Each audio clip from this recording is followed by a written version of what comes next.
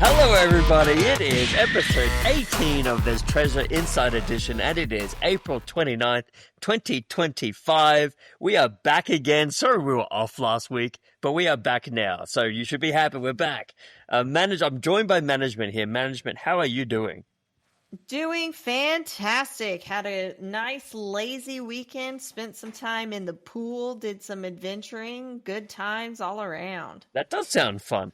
I was planning to, I didn't do it this weekend, but I'm going to be setting up a tent in the backyard for the first time. So that's my boots on the ground experience. So hopefully the box is in my backyard somewhere. You doing shadow puppet shows? That could be on the menu. That's right. But you know what I did do? Speaking of 80s trivia with There's Treasure Inside, I introduced my kids to Back to the Future for the first time. I've been waiting for this day. It's my favorite movie. And I don't think it went down that well. I don't think they really understood it. But at least I had them sit down and watch it. Yes, that's some quality bonding time, but like forced culture.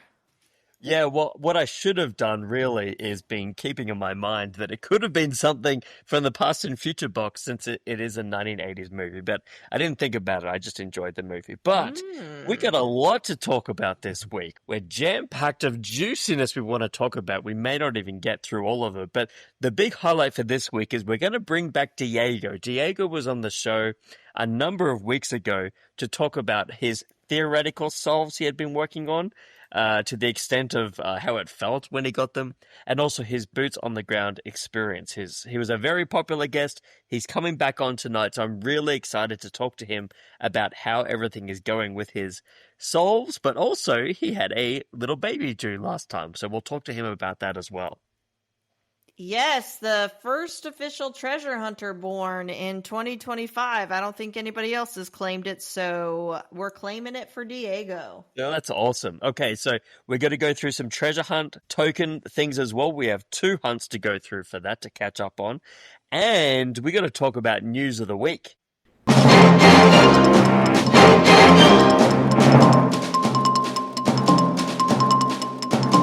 All right, so as I suspected early on, the ebooks are no longer available.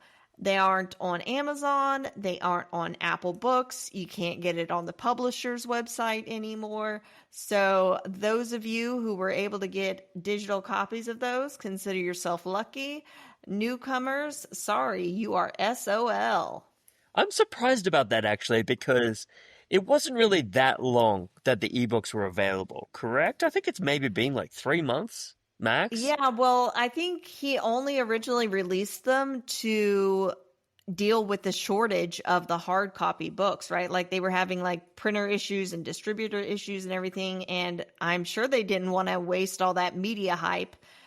And so I think that's why they put the ebooks out originally, was just as a temporary measure.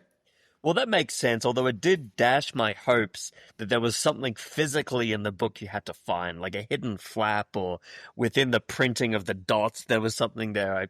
I believe that was dashed when they came out with the ebooks. But what I thought it could have done if you didn't bring in the ebooks was create more intrigue and more demand for the books because they just weren't available. And so everyone was trying to get their hands on one. It would create excitement. But I guess what you just said made sense too. They'd spent a lot of money probably promoting the book, so the fact that people couldn't go and pay for one dried up the revenue a little bit. Right, yeah. I am sure that it was not intended for it to do as well as it did. I'm sure they are very happy it has done as well as it has, but I am very happy to have a copy of the Appalachian Footpath box digitally because the map is so much better than the printed map. So, That's interesting because one of my issues with the Appalachian Trail box is just how blurry the map is. I actually assumed it was just like that in the ebook. So can you actually see the map a lot better on the ebook? yeah, the ebook is better. And then the PDF version that the publisher put out is like seeing in 4D. It's incredible. Wow. Wow. Yeah. Okay. So I was thinking at one point that this was part of the solve, like it was supposed to be mysterious and be interpreted in a few different ways. No, it's just really blurry. And the printed. Yeah, well, then the question is because it's speculated that it's been created with AI, right? So are there clues in the digital version that aren't meant to be clues, because it's too detailed and you can see too much? So there are a lot of people who bounce back and forth with being purists and only going by what they can see in the print edition with like a handheld magnifying glass. I would not do that. That's not me. I would go to the high res No, version. I'm doing like the high res on my computer with the magnifying glass in my hand. Oh, okay. Right. So what else for the news of the week? Did you have anything else? I wanted to talk about safety again. So now that the snow is melting, people are getting outside again, but you have to be aware of all kinds of things that are still happening out there. Right now, there are wildfires in Pennsylvania in Michaud State Forest, which they must have had a very dry thawing out season because I can't imagine how you would go from snow to wildfires that quickly. But Michaud State Forest is home of the physical halfway point of the Appalachian Trail. So those are people that could be looking for the Appalachian Footpath box in that area because it is kind of a waypoint. Be mindful that there's wildfires going on there right now. Okay, so avoid the wildfires. Yeah, stay away from the fire. Well, that is very important news of the week. I wanted to go through a few of the treasure hunt token hunts that we put up. Can I do that now? Yeah, go for it. I'm itching. I had two that we put up. By the way, for those that bought treasure hunt tokens, there's been a number of people that have started buying the tokens. Thank you very much for supporting the show. We've been putting up extra tokens at that level that you can only access if you have the right amount of treasure hunt tokens. So we're putting those up now. If you buy some treasure hunt tokens, you can keep hunting with more hunts for real money. But let me go through some of the solves. So one of the ones, I believe, was episode 16. There was a bunch of pencils in a band. I thought it was a really cute photo, probably the best one we've ever created at Treasure Hunt Token. These little pencils in a little band.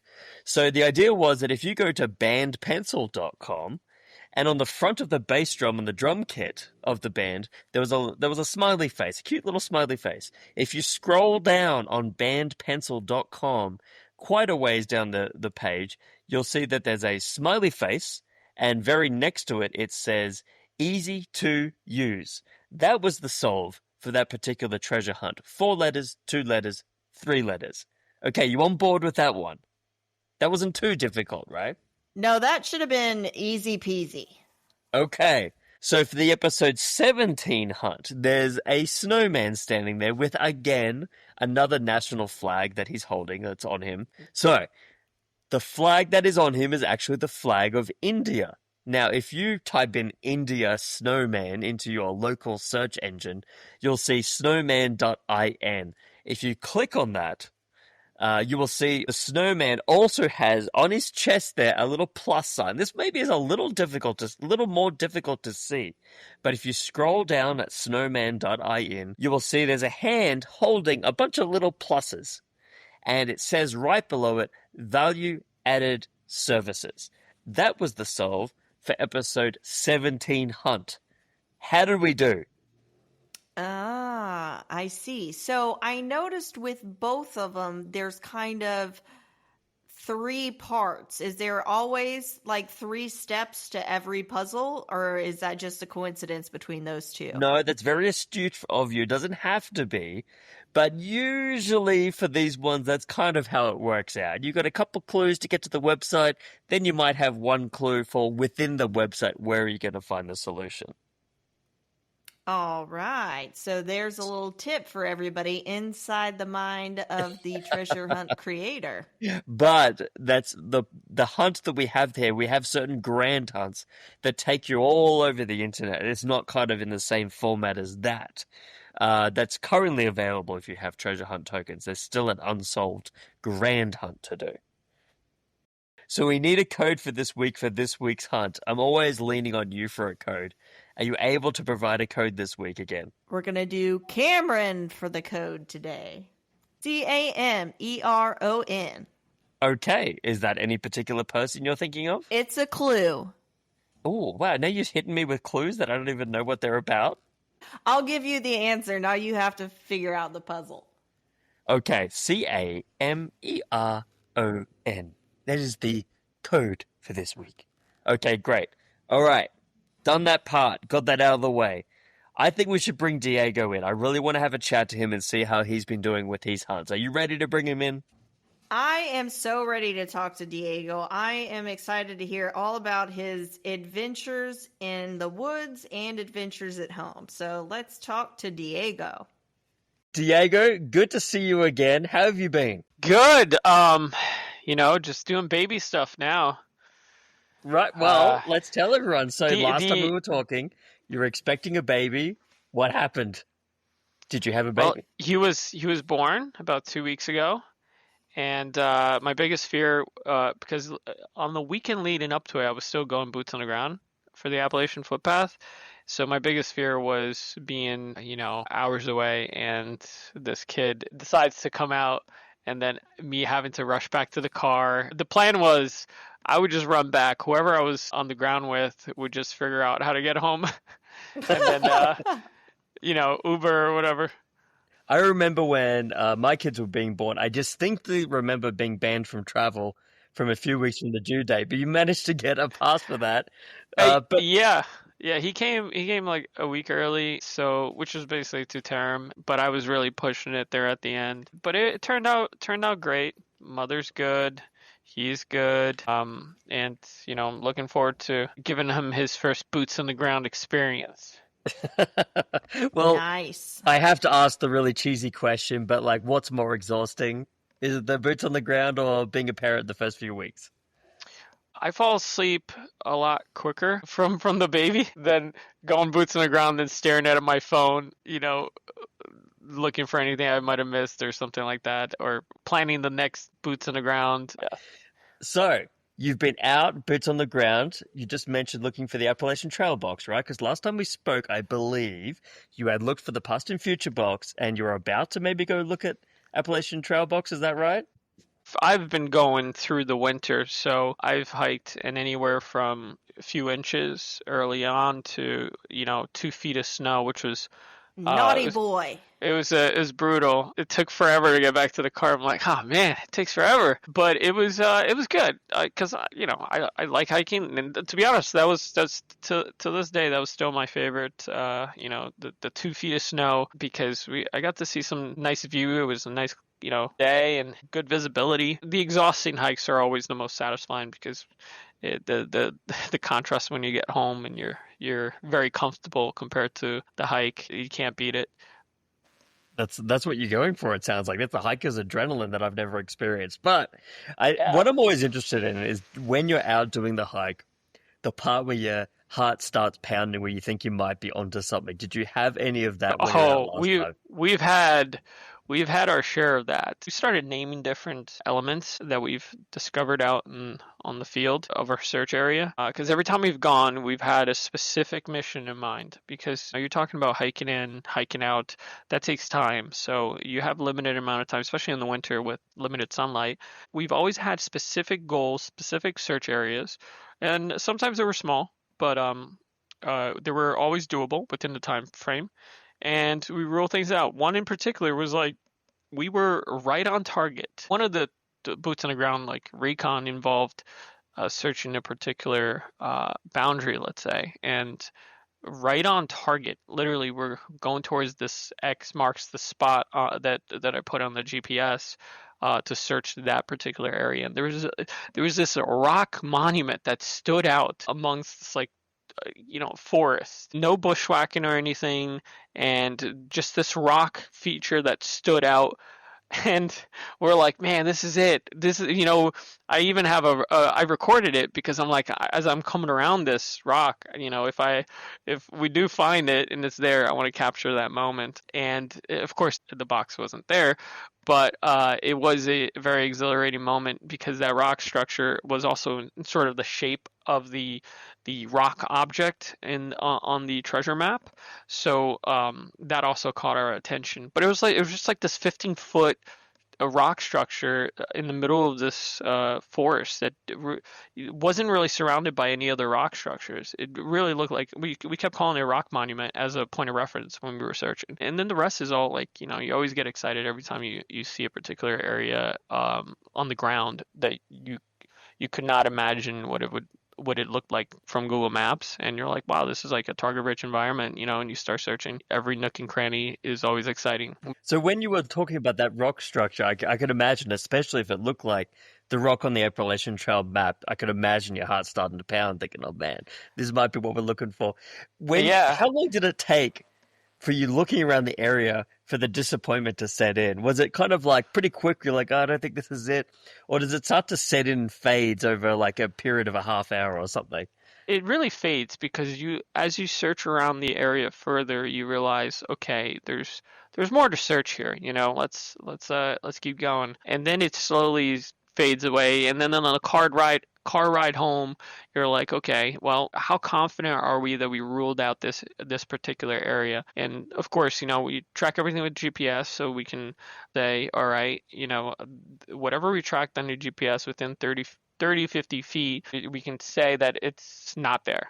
Right. So we always have that level of confidence, but also just you go for the low hanging fruit because you have to rule out certain things, certain obvious things, and you just get the experience of actually just seeing how things are on the ground. A lot of it was recon, just to see what the area looked like and not spend a whole lot of time searching. Like the last one was because it involved something that just took time, and it involved a little bit more hiking to test the theory. We ended up just searching for like 20 minutes because I had like dinner reservations, so I had to head back. So that's the fun of it, I guess. You really gotta find the joy in the hiking and that experience. I'm looking forward to the day we return because there's some unfinished business. Which you won't tell us about in detail, I'm sure. I will say that my goal is, it would be nice if I find this box while my kid can still fit in it. That is true. That'd be a great picture up, right? Yeah. That's like the Ann Geddes pictures from back in the 90s where she would dress all the babies up like ostriches and stuff. I'm aware of that reference. Diego, I'm not sure you are. Nope. That's right. It was the calendar you would get, right? Everyone would buy them and these calendars. They would be like little fat baby bumblebees and ostriches and she did very creative things. I vaguely know that reference. Okay, so what I was going to ask Diego was, you said the fun is in the hiking, etc. What I'd really love to pick apart is your motivation here, because I'm not sure you're aware, but you're a very highly motivated individual. Because not many people would be doing something like this and have the commitment to keep going back and try new things. And I'm curious to know, would you be highly, highly disappointed if you didn't find a box? Or would you kind of think, no, I kind of had fun along the way anyway? I'll just say this, 0 regrets anytime I've gone hiking. Even the miserable times, like one of the times that we went on the ground, it was there was a frost and we were just getting rained on. And I was like, man, rain wasn't in the forecast. And we ended up coming out of the tree line and it just stopped. And then we realized that the frosts that were on the trees were just melting and falling on us the whole time. We were wet, we were miserable, but those memories are the fun ones because you get to relive them and you get to talk about them. If nothing of note happens, then it's almost like it fades away. There's no regrets. Treasure or no treasure, I would be doing the same thing. So it just makes it more exciting. And it gives you like little missions, like, okay, today we're doing this because of this, and we have a plan and we execute that plan. And regardless of the outcome, it still feels like we accomplished something. I think it's probably your superpower here is actually enjoying it, because I was going to say into the future, you could just keep going with this if you actually enjoy it. But to take it a step further, if you didn't enjoy it, I doubt you could have kept going as long as you have, even 3, 4 months in, right? For sure. I can see how it can be discouraging to some people if uh, you know their theories keep falling through, and you don't see progress. But I always like to think back to the Forrest Fenn box. I mean, it took him what 29 tries to find it. These are big areas. He didn't pick a small little park, or at least I don't think he did. Anytime you're out in the woods, your world becomes so much bigger. And so you really have to narrow it down, have a plan, and focus on that plan, or you're just going to waste so much time just blindly searching every rock, every fallen tree that you run into. And, just have fun. Find joy in it. Because if you're not having fun, if you're not getting something out of it, you're going to get burnt out. We've taken a little bit of a detour from what I was going to ask before, because you mentioned on the drive back, you're talking about your confidence of the ability to rule it out.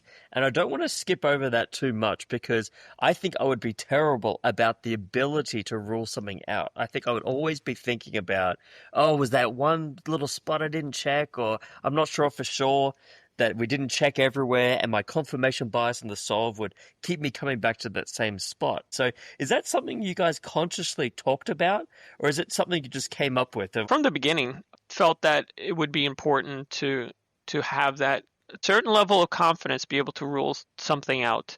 I've always had multiple boots on the ground solved.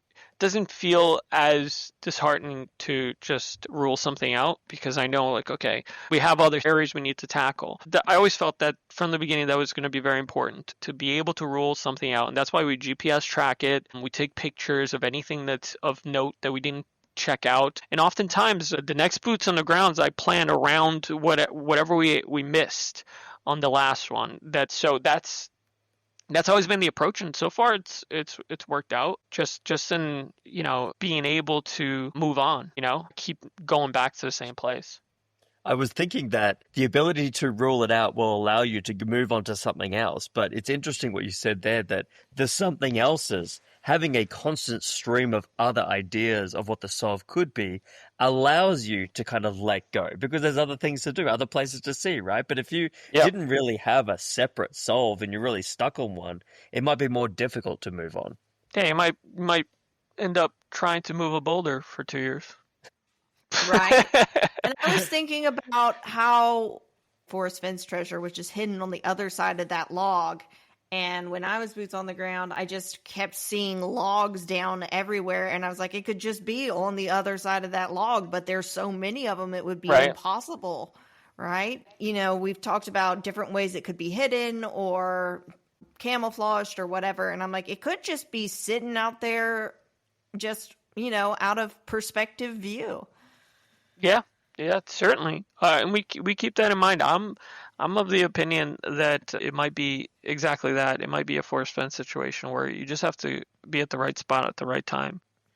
So your partner you talked about, your search partner, I think you told us last time he's your boss. Is that still the case?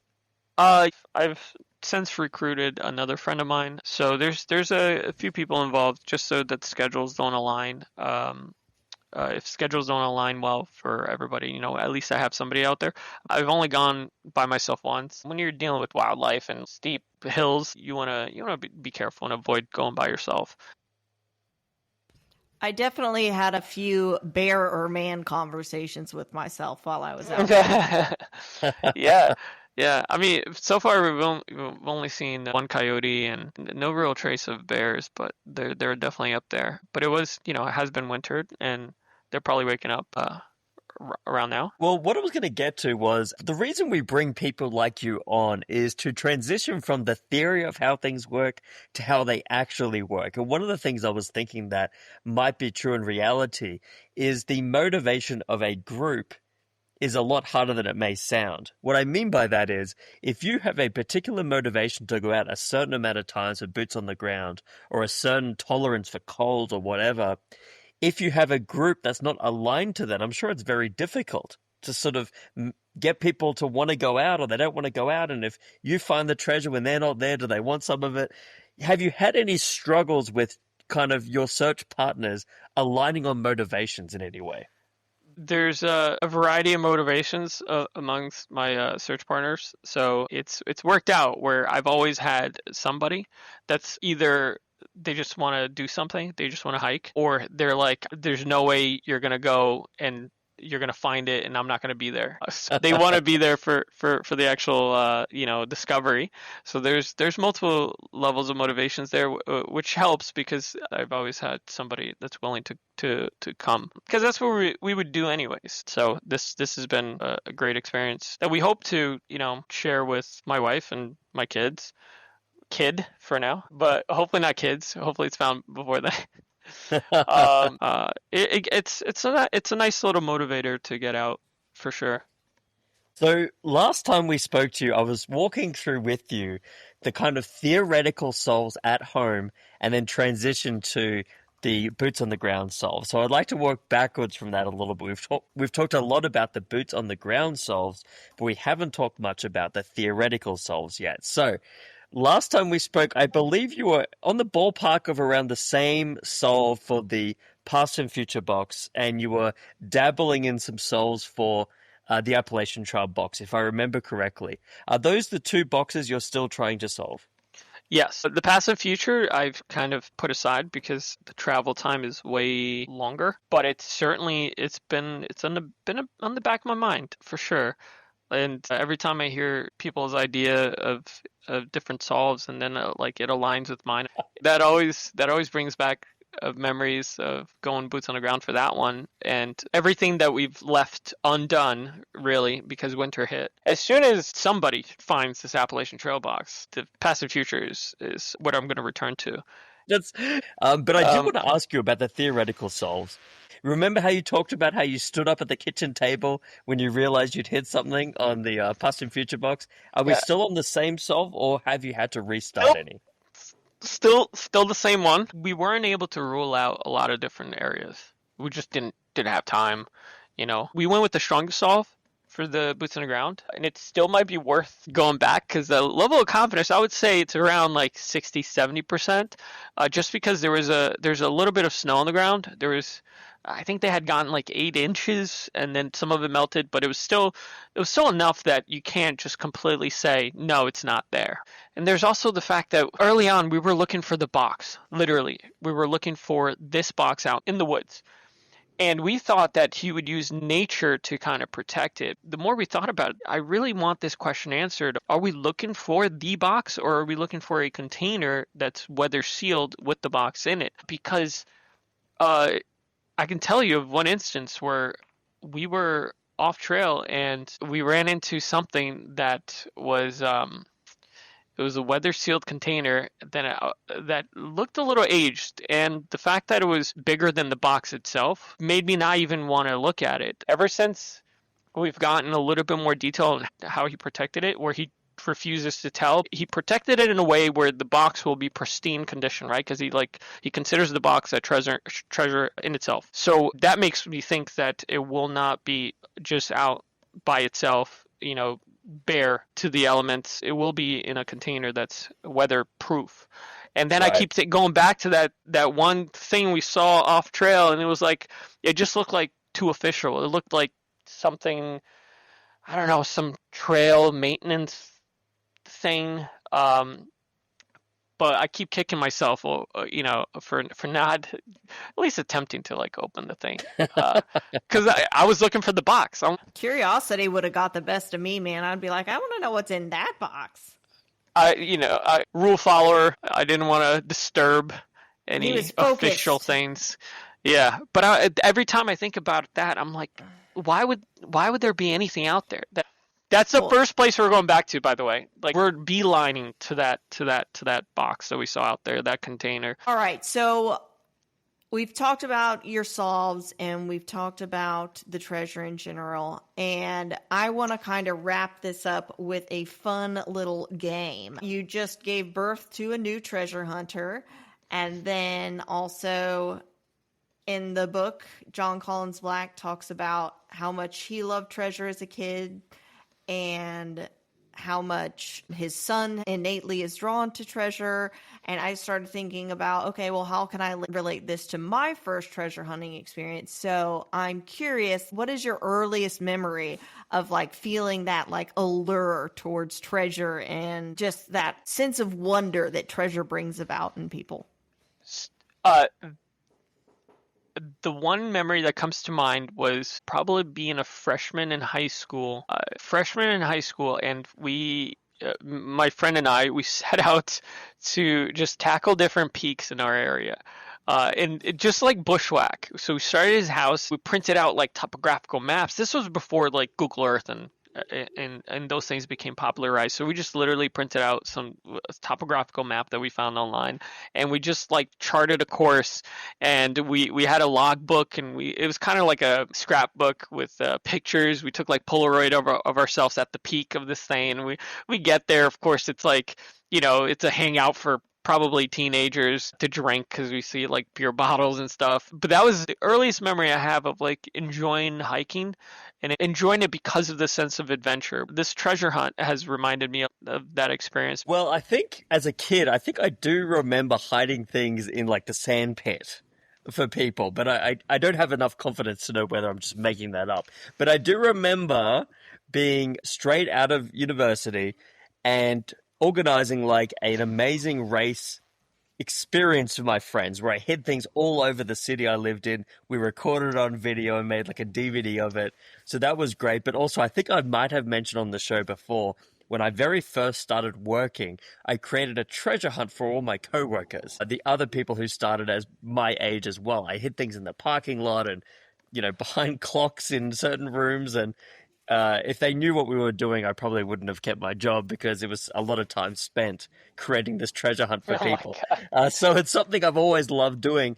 I would have loved to have done the treasure hunts, but no one could be bothered making them. I was the only one who could be bothered making them for my friends. So mostly creating the treasure hunts is my memories. What about you?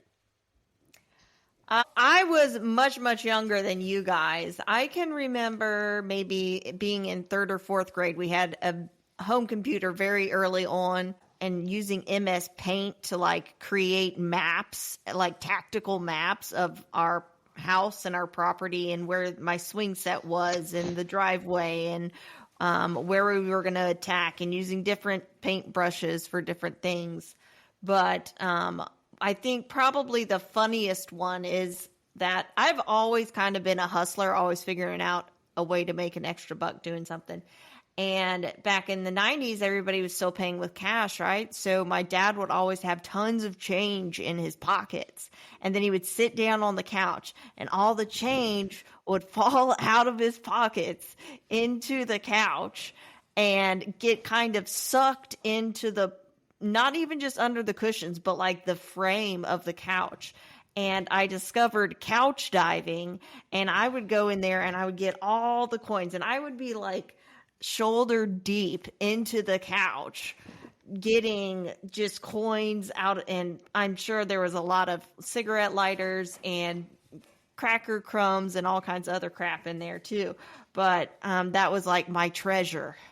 Oh, yes. In Australia, you get like a gold coin, like a dollar coin. You live like a king if you get a gold coin with your friends. You can still do couch diving at Airbnbs. You'll be surprised what you find. We found AirPods.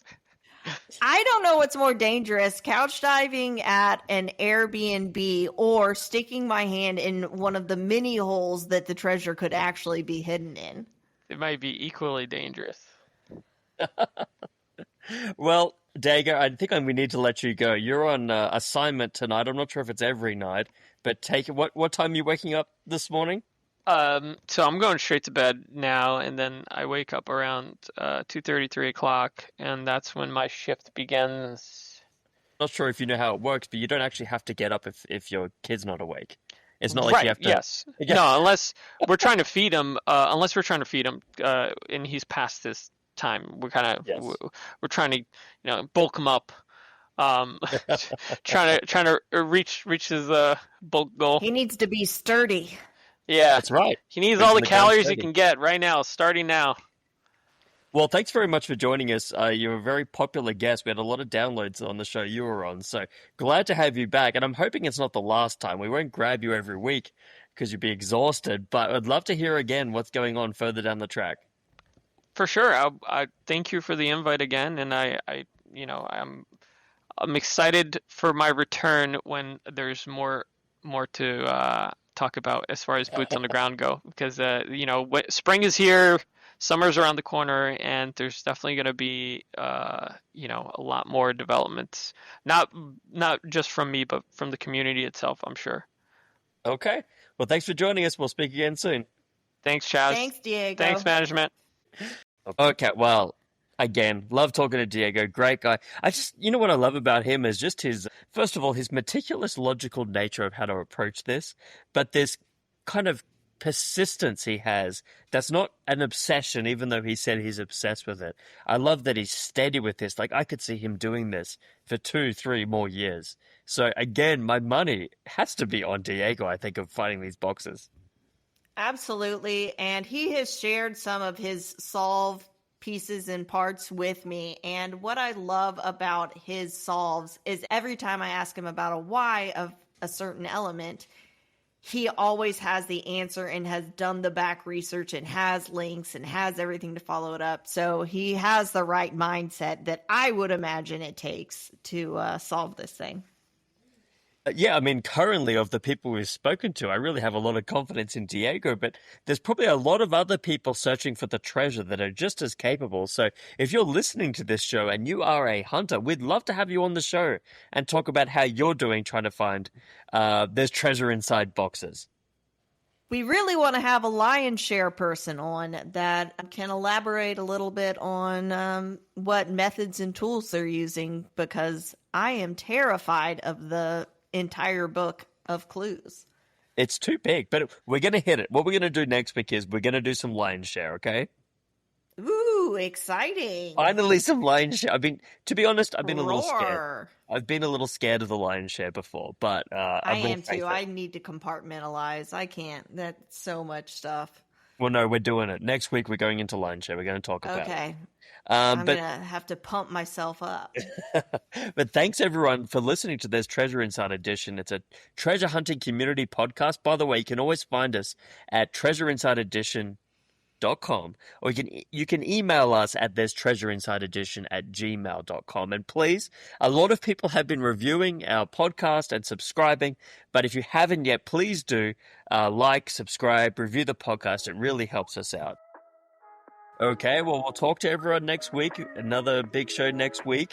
But please reach out to us if you have any questions or want to bring up a question that we can answer on the show. And you have a good week, management. We'll talk to you next week. You do the same. Thanks, everyone.